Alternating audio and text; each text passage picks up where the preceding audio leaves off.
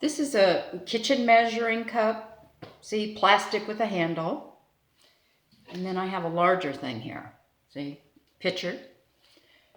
If you run out of toilet paper, and one of the reasons this is happening is I think people hoarding and panicking and probably grabbing 10 or more things of toilet paper.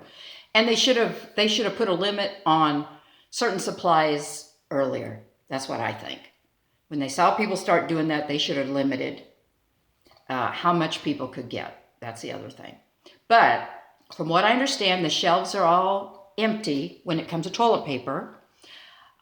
I know that one gal I know, she has ordered some online and they said they can get it early May. So I don't know. I just know right now they're empty. I know trucks come into Aldi every morning. I know that Fridays is Dollar General Day. But whether there will be some or not, I don't know. And maybe you prepared ahead and you have some, or maybe you're going to run out pretty soon, or maybe you're without. And that's what I want to tell you. You know, we need to be innovative and creative and use wisdom and come up with ideas, okay? Ideas. If it's just not there, it's just not there, okay? All right, and, you know, hopefully it'll start coming in. But the thing about it is this isn't the end. This can happen again under different circumstances where you need to be prepared and you need to know an alternate way to do something. So don't think, oh, when it's over, then everything's good. I don't think that's going to happen. But anyway, so here's an idea. If you're finding yourself running out of toilet paper,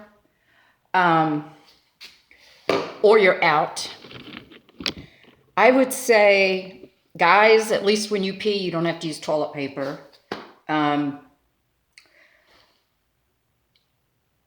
I would like kind of try to conserve it, what you do have. If you're a lady and you're just peeing, I would say if you're just peeing, do what I'm going to say here and use your toilet paper just if you're pooing, if you've got to do that to conserve it. Okay, one thing you can do is have a container, plastic container, really bigger is better, okay? And thankfully, we have electricity and gas, so our washing machines and dryers are working. We have water, okay? And we can get to certain stores to get things, you know? So we're not as bad off as it could be. So have something like this. Probably bigger is better. Before you go to the bathroom, fill it with some warm water and maybe put a squirt or two of baby shampoo in there and swish it around a little bit, okay? Or just use water for pee. I would probably want to use a little bit of this if you're pooing. But you could use a little shampoo. I mean, you could do 1 drop of Dawn dish liquid in a thing like this, whatever.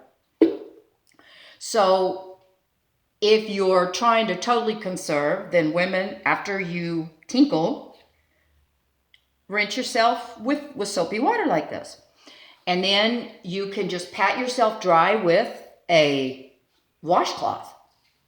And then, you know, use that washcloth. You're kind of clean anyway. Use that washcloth a few times and then throw it in the washer or clean it out in the tub, you know. Soap it up and clean it out in the tub, whatever. You could use a washcloth for that or just a really small towel to pat yourself dry if you're wanting to not use, paper towels are kind of harsh. And if you're not wanting to use toilet paper or anything like that, if you don't have baby wipes are handy, but I'm going to come from the mindset that what if you don't have baby wipes? You know, what if you have minimal paper towels? Okay, or minimal toilet paper or no toilet paper. All right, so if you tinkle, you can always rinse like this. Some countries keep this by a toilet, right? And just keep some warm water in it, you know, fill it up. You might want to fill it up before you go so it's nice and warm. You could put just a little drop of soap in there if you want, or not, or a little bit of baking soda, okay? And then pat off with a washcloth or whatever, okay? And then you wash at the end of the day, wash that washcloth. Okay, that's if you're peeing. If you have to poo, what you could do, let's say that you're out of toilet paper, okay? Let's just say you're out, okay. After you go, have this full of nice warm soapy water, okay? And give yourself a good rinse as much as you can, and then get, once again, a washcloth, an old washcloth, a clean old washcloth, and use that to wipe yourself, okay? And and then put that in the laundry, okay? I mean, most people don't have a bowel movement 3 or 4 times a day. Usually people go maybe once a day or maybe twice a day, but you know, most people, that's not something you do all day like peeing, okay? So another alternative is sheets. If you're wise, you do not throw away old sheets that have faded out or thinned out or got holes in them or that you just don't like anymore. You save those. You keep them tucked clean and tucked away in the closet. Okay? So, one thing you could do, you know, if you don't want to use your washcloths or that sort of thing, or if you don't want to have to wash it, you just want something you can discard to wipe yourself, okay? To pat yourself after you rinse and tinkle and rinse, or after you go poo. Go to the thrift store. If you're not one that keeps these things, go to the thrift store. Buy 2, 3, 4 cotton or cotton blend sheets. Just cheap sheets. Usually there'll be a couple bucks or something, right? Get your king size. Take them home. Don't get satin or slippery stuff. You know, cotton or cotton blend, okay? You know, just find some old sheet that's kind of faded or that's at least good and cottony. Take it home, wash it good, put it in the dryer. Get your scissors and cut out some pieces. Okay? Cut out some pieces and use those to wipe. And then dispose of them. When you dispose of them, this is why you keep trash bags from Walmart or wherever you are. These are good to have. The only ones I throw away are ones that I get at the thrift store. I always throw those away. But you should always save these for a time such as this. Take your rag that you just wiped yourself, okay, with, especially we're talking, you know, the pee's easier to manage. The poo's a different deal. Toss it in here. You could even sprinkle a little bit of baking soda if you want, just a little. Seal it up and throw it outside in the trash. Okay? So there you are disposing of pieces of cloth. You know, you wash it when you get it home, or if you've got it in the home, you're wise if you've saved stuff, you know. You could also do that even with an old towel that you don't use anymore, you know, or something. You could cut that up even. Just stuff that you know you're not going to use anymore, it's worn out. Cut it into pieces, you know, and use it. And then discard it. Okay? That's why it's wise to keep certain things. Don't just be so fast to throw everything out. Think you know, I'm not a pack rat, and it frustrates me when I get too much stuff. So I don't want stuff everywhere. But there's a few things you do need to have. Save these. And save your old sheets and towels. That could also be used if you had to wrap a wound or something, you know. And also old towels are good to save if someone is sick. You know, if they're nauseated or they have diarrhea and, you know, you need to put something under them or whatever. If you don't have any bed pads, see, it's just all this. Okay, so that's peeing and pooing using a bigger the better, probably. Warm soapy water or just warm water or a little bit of baking soda in there, okay? And use your trash bags, cut up sheets, or use a washcloth and then just wash it immediately. You know, you can wash it out in the tub, you know, with some Dawn or something and just wash it out really good and let it dry. Let it dry in the sun, whatever. you know, thankfully we're not at the place where we don't have, I mean, we've got conveniences, okay? So it's not that bad. Okay. You know, I remember, you know, my grandparents didn't move into town until 1972 or 3. So, I mean, when I would stay with them before that, you had outhouses. Or grandma would let me go in a Folgers coffee can.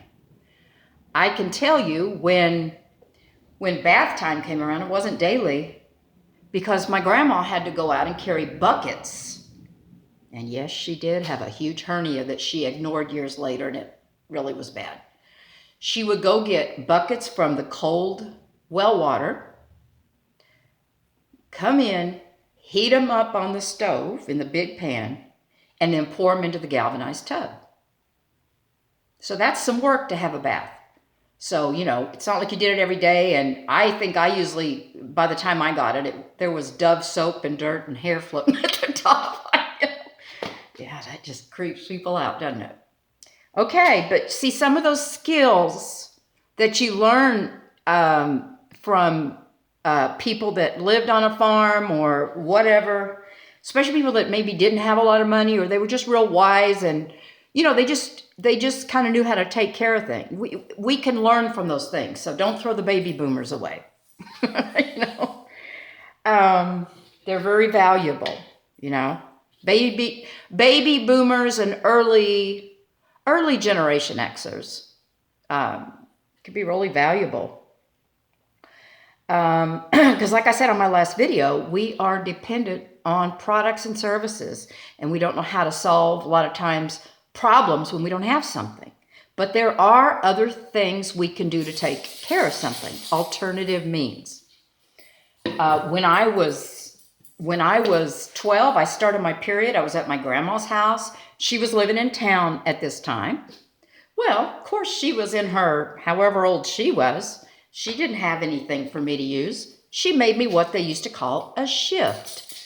She took a piece of rag, because she would have old rags. She took a piece of rag and she safety pinned it into my underwear, okay?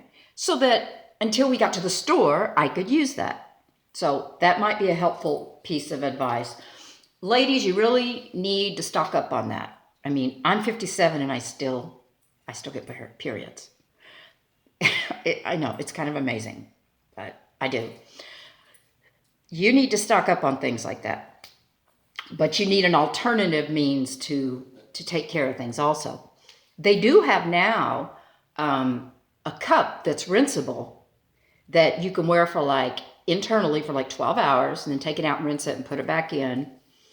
I don't know if that, I just think of the gymnastics trying to get that thing in and out. I don't know. Anyway, they do have that. But anyway, I would suggest keeping a stock of feminine items in your home. Enough to last you 2 or 3 months, you know, at all times. Okay. I know that was just tacky, but you know. So there you go. We just need to think of other ways to do things, and this is a good time with internet to learn a few things so that if you can't get a hold of something, you don't panic and you have another way to take care of it. Okay. I guess that's all. I think